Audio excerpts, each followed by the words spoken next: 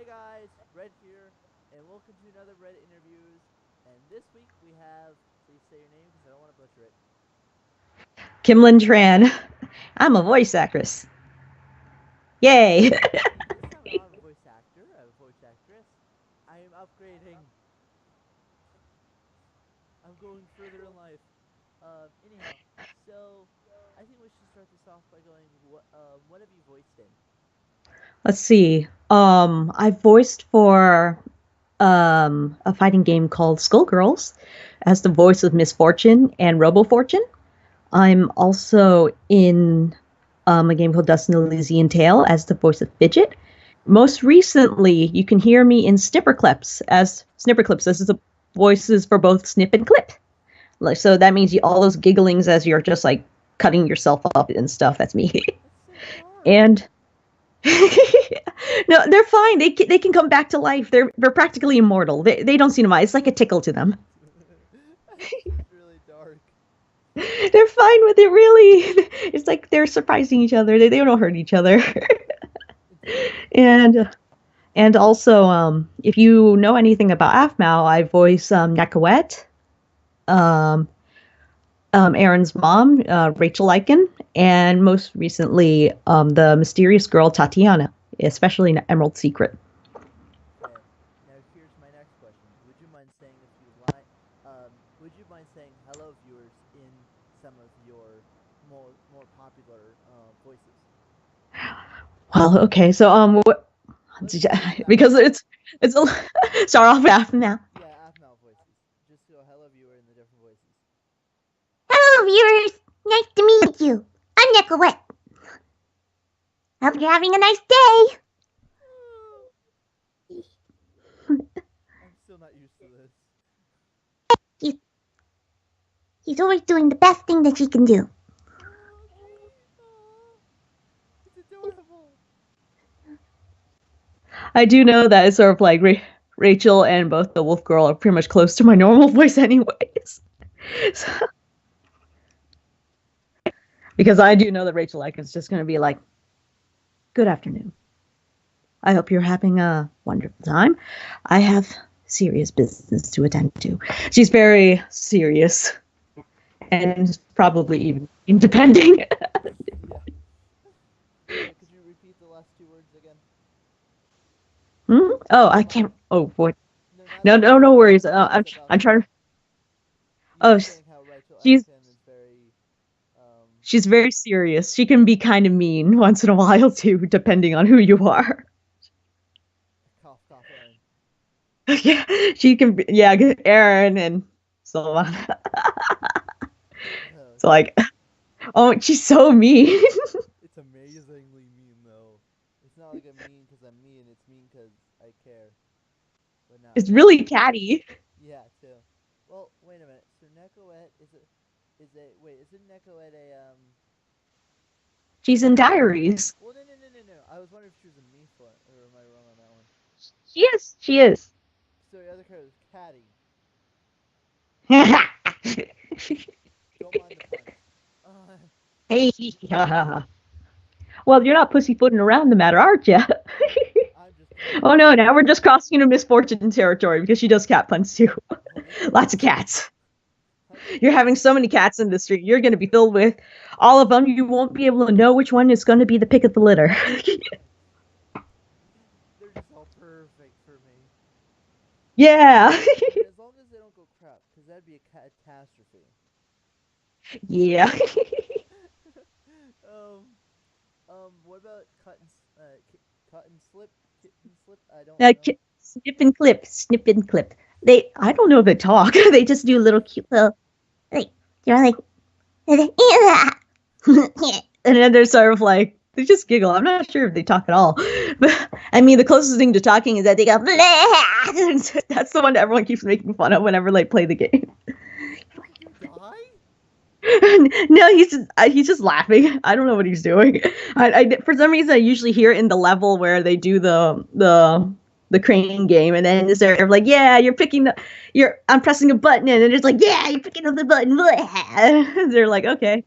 I, like I sent a bunch of clips of them, and they just picked that one. I was like, huh, you picked that one. I didn't think you would. I Not know because they're it's the ones bad, you but would have picked. it's more like I sent a whole bunch of clips and I didn't want to make the lines go too long, but then they picked that one. I was like, oh, okay, I guess length is not too big of a matter. Yeah, it's like, well, I guess that's fine. Yeah. They go, now that's a cute noises.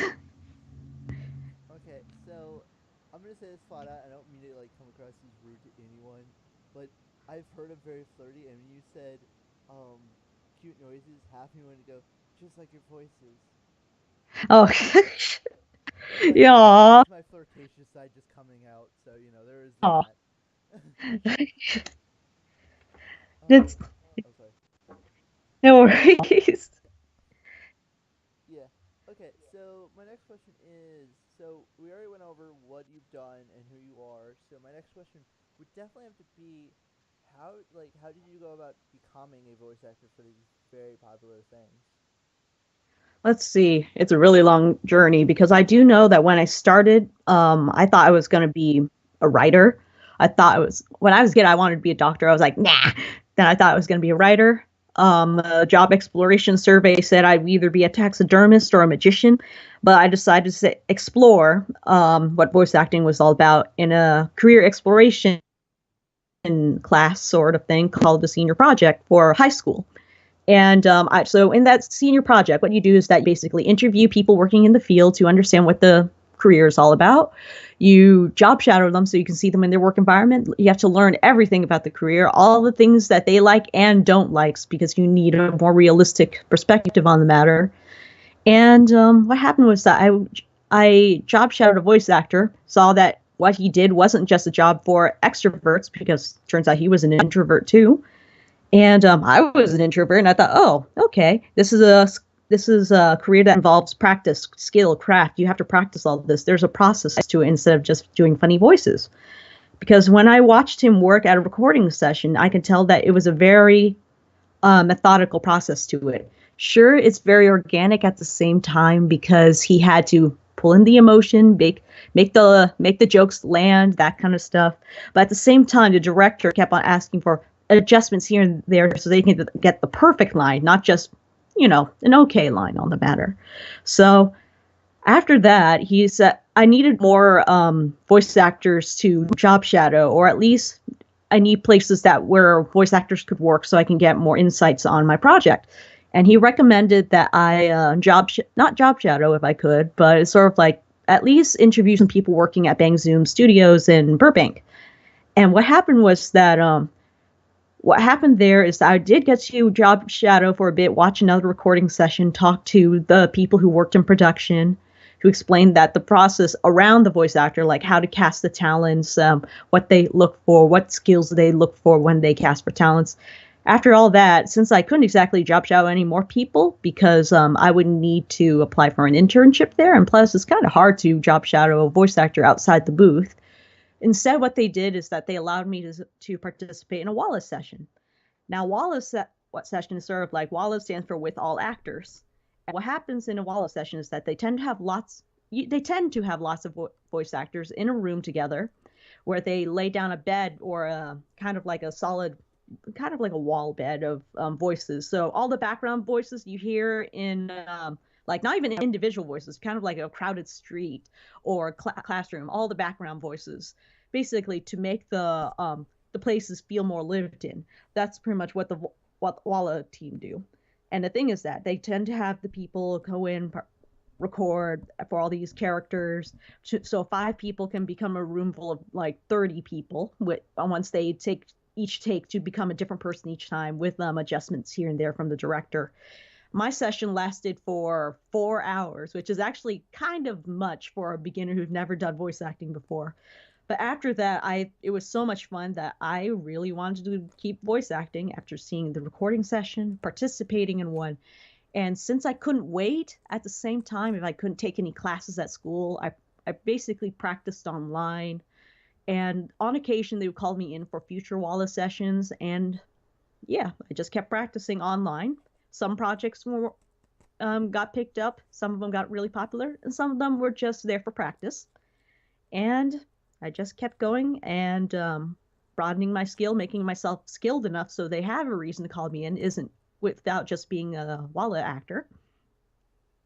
And yeah, just audition a lot, keep practicing, make it so that when you are competing against other skilled talents, they have a more compelling reason to pick yours because you offer a unique perspective on the character that they feel would best fit the character as much as they can. Huh. That's actually rather neat. Mm-hmm. All right. So you pretty much just answered two of my questions without Yay. intentionally. Because another one of my questions would be, how did you go about from well, one of the questions was, how did you go about becoming a voice actor, and the other one is, what would you suggest for other upcoming voice actors? And you kind of already answered that one. Kind of. There's probably going to be more gems out there because, kind of like, you can't exactly ask a doctor to narrate how he became a doctor.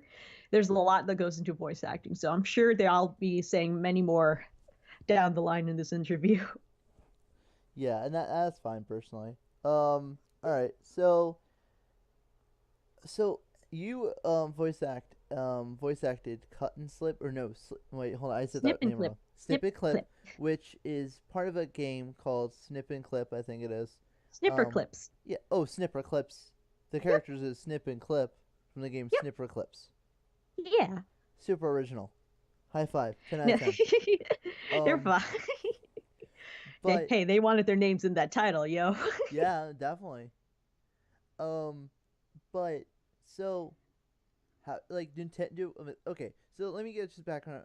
Let me just give everyone background on that game. So that game actually came out with the Wii U, the Wii U, or Nintendo It's Switch. Nintendo Switch, yeah. Yeah, It's a it's a launch Switch. title. Yeah, it was a launch title, which that's really means that you're really popular for that enough, isn't it? Or am I wording wrong? Well, the funny thing about it is that at the end of the day, ideally when they cast characters, it's not so much as a popularity as so much as whether how much you fit the character and whether or not you can get the job done. And in the case of working with SFB Games for Snipper Clips, I've already had a working relationship with them by working on previous games they've done. Like, I worked with them on Detective Grimoire. I worked with them on in Haunt the House, Terror Town, which can be on several. I think it started being on PlayStation Mobile, and then it became a Steam game now. And I also worked with them on Phantom Pharaoh's Treasure Trap for Adult Swim games. Unfortunately, you can't really find too much footage on that game because not too many people archive these things. But hopefully someday it'll be brought back so I can probably show that one off a bit more. And yeah, after working on previous titles, what happened was that they needed placeholder audio. I recorded placeholder audio, and the rest was history. That's So from neat. there, Oh, yeah. sorry. So the thing is I that, oh, no worries. And the thing is that basically, when they first cast me in the first game I worked with them with, I didn't really have too many credits under my belt yet. I need to double check if that was before I got cast in Skullgirls and Dust. Detective Grimoire. Let's see, because that was a really long time ago. yeah. Yeah, that was in. Oh yeah, that was Let's see. I got cast for that in I yeah, 2011. So let's see if that was 2011, and I think that is 2 years after I let's see, and Skullgirls came out when, because I think what happened was that I auditioned for that a really really really long time ago, and then I just got cast for it, and I think it my whether or not I was in. Oh yeah, this was before Skullgirls released even, so that means it didn't matter how popular I was. It's just what mattered at the end of the day was how skilled I was as the voice talent. I was a consistent person who kept working with them, showed them what I got, and the thing is, they trusted that I was good enough for the job to keep doing it. Yeah, well, that's good. That's good. Hmm. I think if I understand everything correctly, I might. Um, so yeah, that's nice. I mean, that's actually different than what I thought. So that's Yeah, um. So how'd you kind go of up? Oh, reassuring. sorry. Yeah. Okay, I just want to apologize flat out. I don't mean to be cutting you off. No worries. No, no, no. I'm just getting excited and ahead of myself. I'm sorry. No, I just want to make sure you're aware and the viewers are aware. I'm not intentionally trying to cut you off at all. Oh, okay. Um, but yeah. So how'd you go about like did Aphmau contact you for the roles of those characters or? Well, in my case with Aphmau, what happened was that let's see. I think what happened is that for Diaries, they were casting for Nekawet and her brother.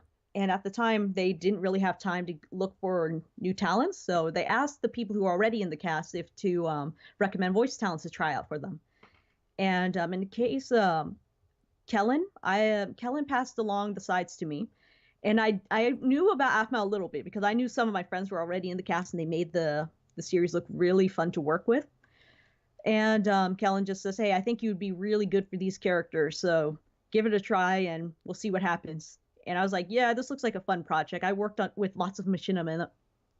I worked with lots of machinima in the past, and so yeah, I auditioned for Nekawet and her brother, and I got cast. And from there, after I auditioned and voiced for Nekawet for a little bit, Aphmau pretty much scouted me to record for the other two characters. So she's all like, "Hey, would you be available to voice for this new character?" And it was like for Aaron's mom, and then later on for Tatiana. Wait, Tatiana, is that the wolf girl or is That's the that Wolf the? Girl. Wolf Girl, yeah. I realized that it's kind of like her name was only released or revealed pretty much before we pretty much see the end of her, unless she shows up again in the future. So yeah, Wolf Girl. That's probably a better name for her. Well, no. See, Tatiana, if I remember correctly, is from not Lancaster, from my no Phoenix Drop High, the Oh, that's Tiani. oh Tiani. Oh, I'm hearing the wrong words. I'm getting the No wrong names. worries. Don't mind me. Um, but that's really cool though. So wait, who did you say referred you? Kellen. Who So you is? prob let's see. I'm trying to remember what else he's done in Aphmau, but I do know he voices Ivan in the series. Okay. Yeah, Lucinda's ex-boyfriend. Yeah. All right. You said Kellen. I'm not. I'm like, who's Kellen? Who? What? Kellen Goff. Oh, oh, I gotcha. I know who that is now. Oh, it just rang the bell. Oh, oh yeah. Okay. Wait, did he play Gene? No, he played Gene. Oh, not Gene. I think Alejandro is Gene. Maybe. Because I thought Kellen Goff was Gene. Maybe I'm wrong. No worries. Anyways. Oh, so, yeah, spoilers for the cast behind characters in Aphmau. Don't know if that would be spoilers, but don't know anyone going off in the comment section. Anyhow, um, this is just kind of just relaxed red. Um, anyways, so do you have any suggestions for people upcoming voice actors then?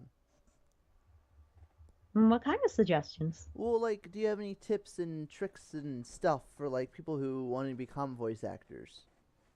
Well, I do know the first thing to start is to take as many classes as you can, get some lessons, because it's sort of like at the end of the day, sure, there are people who may be naturally inclined to be better actors than others because naturally they get a better idea of how to play pretend. But at the same time, though, um, if you take more classes, they get to teach you a few more things that would help sharpen your skill more, such as the basics of like scene study or cold reading. That and if you can, improv classes help a lot because it helps you broaden your scope, so to speak, and help you to think on your feet more. Yeah. All right, I gotcha. Mm-hmm. So for like the other, like for the Skullgirls, I think is what the ones you said. How did you go about Mm-hmm. getting the job for that one? For that one is that a long time ago, like I was a huge fan of Alex Ahad's work on Gaia for Elruna's Rose, and I was looking up to see what else he's done. And this was before I was a voice actress, so and that's when I learned, oh, he worked on Skullgirls. That's cool. This looks like a cool project of his. Years later, when I was a voice talent, I decided to offer my services to him. He's like, "You sound like a good fit for Peacock and Miss Fortune," and I was like, oh, "Okay, that's cool. All right." And then in the future, what happened was that since I've already have a working relationship with Christina V, and she already knows what I'm capable of, and Alex already knew my name. They basically already knew who I was. They had me audition for some of the Skullgirls characters, including Peacock and Parasol and Miss Fortune, and I managed to book Miss Fortune. Huh? That's cool. So, do you ever find it hard to do a certain voice or something like that? If that makes sense.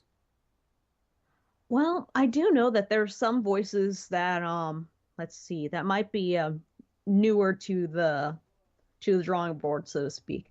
Because I do know that one of the things we have to do as voice actors is get a good idea of what you are capable of, and once you have a good idea of what you can do, you have to figure out how to maintain it, because it wouldn't do very well if you can do the voice once and then you can't do it again, because who knows when the character will come back, for instance.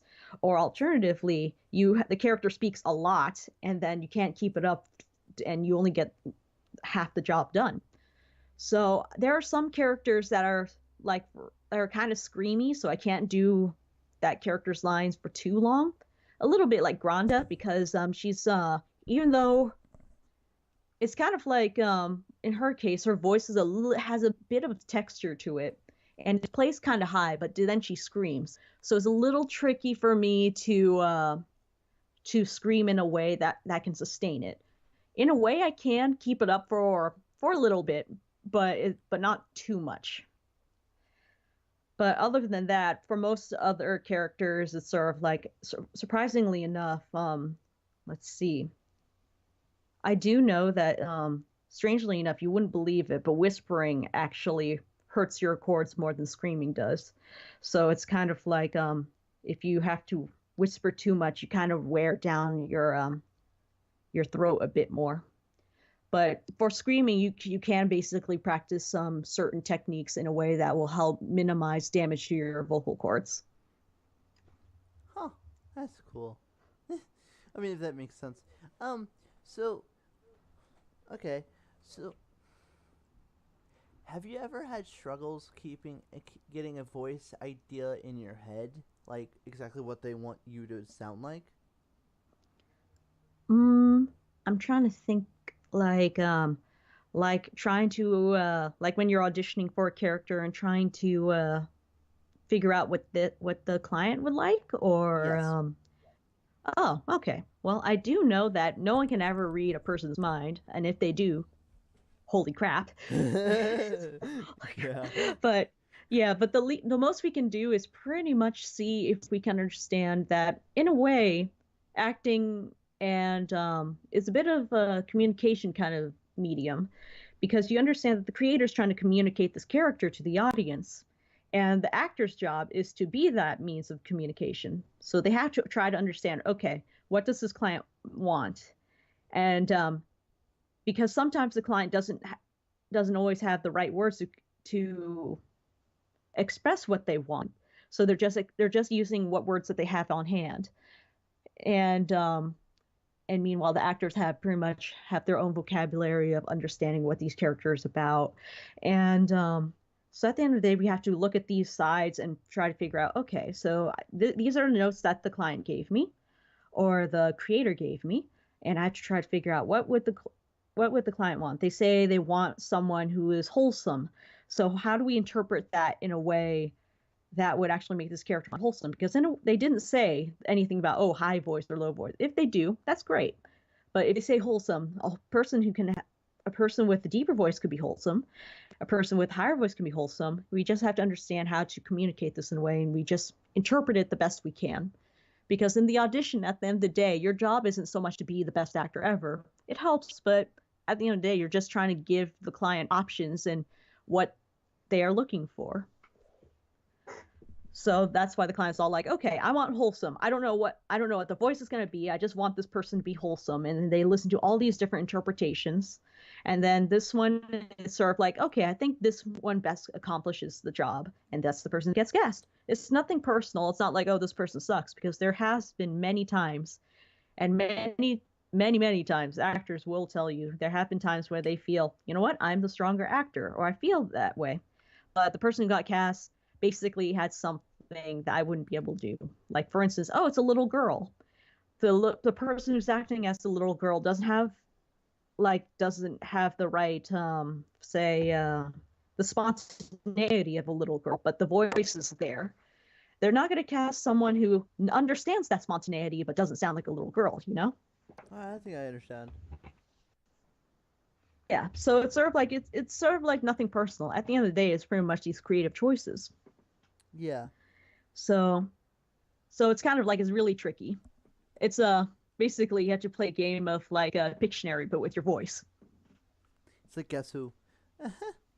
Guess Who? Yeah, play Guess Who. It's sort of like, is this person like this? Is it like that? And you're like, you have to narrow it down and try to give it to them. Yeah, and it's like,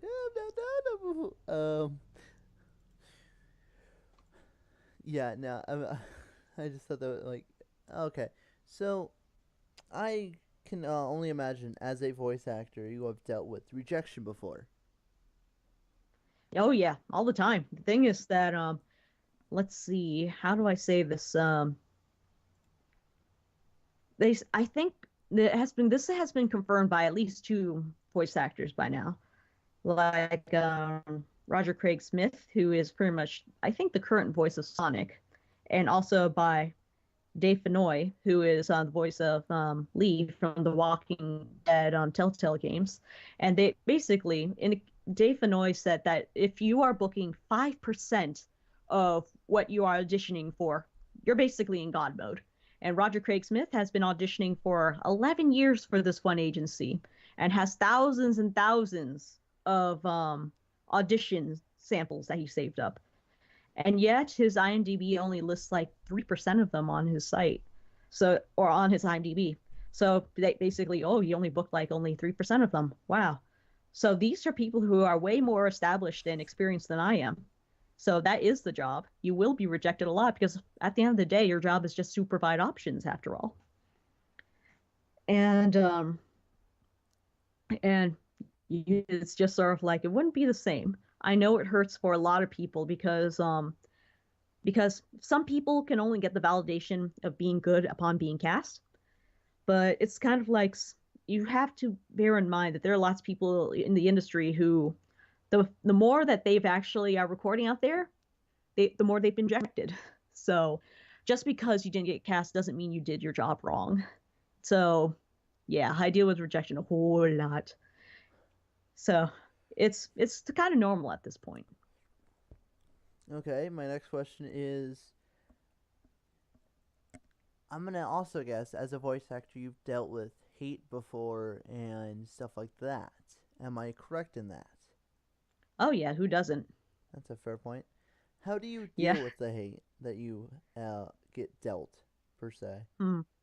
That's a tricky one, because there are some times where the smarter thing and the harder thing to learn is just to ignore it.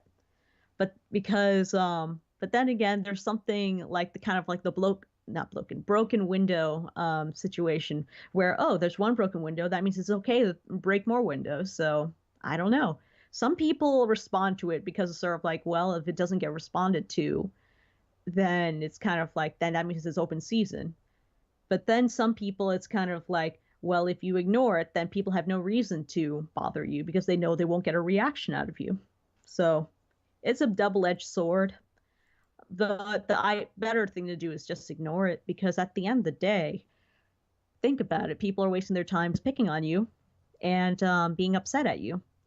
And they think the only way to provide you criticism is not give criticism, but just attack your character, which is someone they've never met before. So it's kind of like, oh, well, you never met me before and you made this judgment. It's not my job to prove you wrong, but it's kind of like, you're just venting at this point. And if they're just venting, it's nothing personal. If it's something personal, then it's kind of like, okay, are you okay? Did I do something to you? That kind of thing. Oh, yeah, no, I gotcha. I mean, you just gotta, I mean, you have to just ignore it sometimes. Mm-hmm. Um,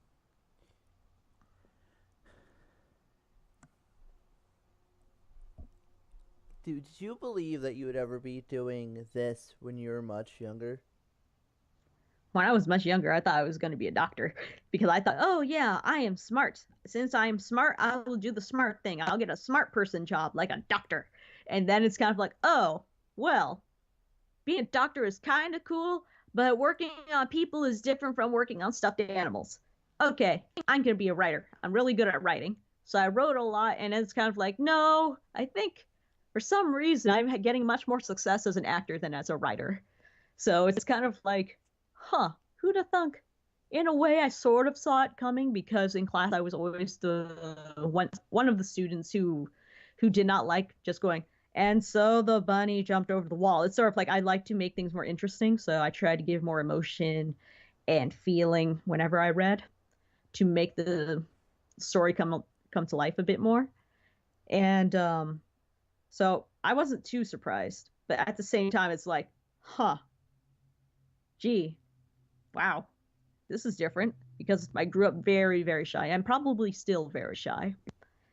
And I'm deathly terrified of people. So it's kind of like, yeah, I didn't see that one coming. But at the end of the day, it is pretty much like what I learned later. It's sort of like, oh, even introverts and people afraid of people do acting. Why? Because they probably, hmm? Why are you Yeah, afraid of there are people? plenty of the. I'm afraid of people because it's sort of like, let's see. Well, have you ever felt really awkward around people? That kind of thing? That's different than being Well, afraid of I'm sure. them. Yeah, but it's sort of like, let's see.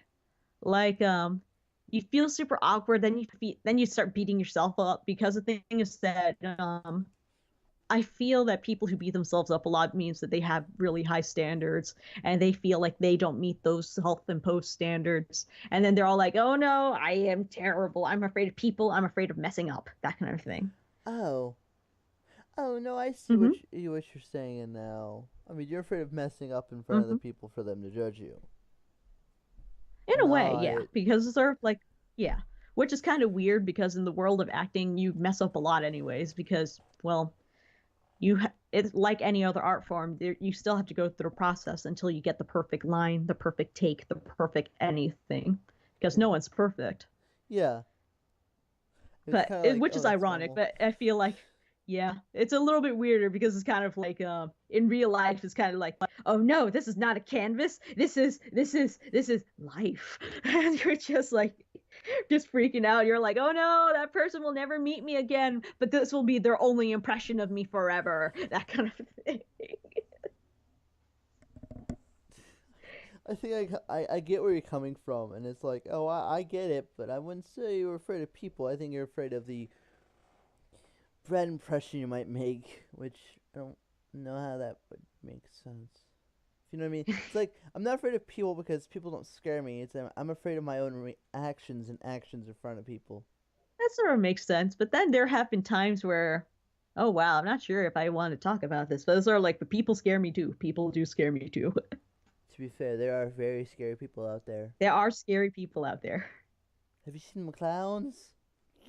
Ooh, I said, have you seen them clowns? the clowns, yeah, ooh, those clowns. There's some nice clowns, but there are scary clowns too. Look, one clown ruins the rest, so I'm gonna stay away from all clowns. I don't do Oh no. clowns. Meanwhile, clowns listening to this is all like, I'm sorry. What did I do to you? What did I do? Not all How did I clowns are mess bad. up? It just gets all sad and depressed. Oh, jeez. Oh, I'm not going that route. Oh, Never mind. Oh, this is. Oh no. Oh, but could you believe that your voice would be on millions of home console, well, on multiple Nintendo Switches? lots of Nintendo Switches and lots of computers. And I didn't think I would get this far. Yeah, that's for sure. I wasn't expecting it. Because I do know a part of me was like, I want to get there, but I didn't think I'd get there. Kind of like, yeah, I want to be in a Disney feature. Holy crap, I'm in this. How'd this happen? I think I felt like that once. It's like, oh, I want to be on YouTube, and I see myself in another video. Wait, what? This happened? When did this work? Hold on. Someone made me not look Yeah, stupid. What? I want to be an original character that's really well known, and then misfortune happens. Like, oh well, okay, that was fast. Well, that's it. Eh. Um. All right. I mean, is there any? Okay, I can't personally think of any more questions, and there probably is someone I'm missing. And honestly, I really need to write them down because I might forget them next time I say them. But I have been suggested to say one thing before I end videos from now on, well, and Reddit interviews. So, is there anything you would like to add or say before I end this Reddit interviews? I'm not entirely sure what to see. Like, hmm, let's see, because it's sort of like I feel like we touched on a whole bunch of interesting topics in here. Kind of like work hard, keep practicing. Um, just because you're not selected doesn't mean you're doing the job badly, to put it one way. Because there are lots of things there are lots of factors out of your control. Dealing with haters is kind of like, you know what, you'll never win. So it's kind of like so it's kind of like it's just don't take it too personally. Unless it personal. Like in the case like, oh, you actually hit my cat. Yeah, that one you might have to apologize for that. So let's see. We talked on like let's see like, oh, well, sort of like it's kind of, maybe it's kind of silly, maybe even irrational. The thing is like, oh, I'm scared of people. Ooh, I'm really shy. But at the end of the day, what are you really scared of? Maybe you shouldn't really be bothered by it at all, because at the end of the day, the only persons you've got is yourself. So it's kind of like just be yourself the best you can be, and hopefully not hurt anybody along the way. And I just realized a really good idea for a title for this video. Red talks to a Yeah. fortune cookie. Red talks with fortune cookie. And because you laughed, I'm totally gonna keep it now. Okay.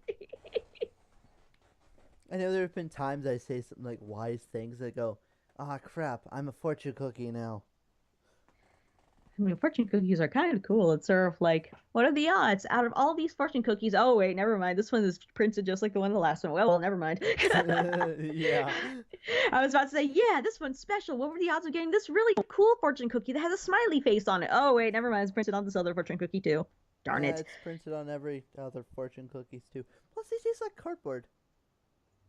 It's sort of like some people say that it's kind of like, oh, the fortune doesn't come true unless you eat the cookie, that kind of thing. I'm like, is it? I don't know. I mean, here's what I understand. It doesn't taste like a cookie at all.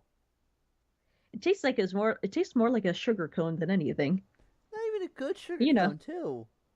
Oh. It's like one of those bad rip-offs you get on like you get for like $20 cheaper. Oh wow. Dude, what kind of sugar cones are you eating? Like I'm Wait, like, what type of sugar cone should I be eating then? oh, I don't know. I was just thinking like the sugar cones, like, oh look, here's the waffle cone for your ice cream, then the sugar cone, and then most fortune cookies I've eaten taste like the sugar cone, except the sugar cones are a bit on the sweeter side, while I guess the texture of the fortune cookie is a little bit on the wafery side. It's like it's not even a good for the wafer taste too. It's kind of like a really really bad like cardboardy taste. Ah, So it's like this is a cookie. I want a refund. ah. Although it's free, so I guess it doesn't really count. Yeah, it's just sort of like just there for the paper. So I guess it depends on what you believe in. Does the fortune come true if you eat the cookie, or it just doesn't matter? And the moment it's open, it's morally binding. I don't believe it. The only thing I believe in is myself. And if you believe in the friends that believe in you, then you should be able to accomplish everything. Wait, what's Friends? Oh, Friends. It's a TV show. I'm kidding. Well, technically It you're not is, but wrong. I'm not wrong. I just honestly love how like we went from these are the certain questions to what was Friends? Just just the chemistry, I guess. We're just really we get along. Yeah. Yay. But yeah, I think that'll do it for this video. I think we touched on all the things I want to touch on. Um, voice acting wise, I don't think there's anything else I could think of. Um, anyway, guys, thanks for tuning in to another Red Interviews. See you guys next week for another Red Interviews. Goodbye.